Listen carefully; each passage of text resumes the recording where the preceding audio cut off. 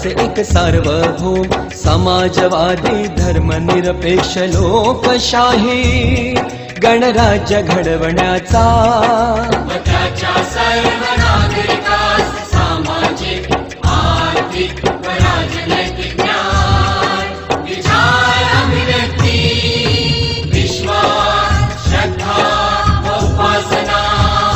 यांचे स्वातंत्र्य दर्जाची व संधीची समानता निश्चितपणे प्राप्त करून देण्याचा आणि त्या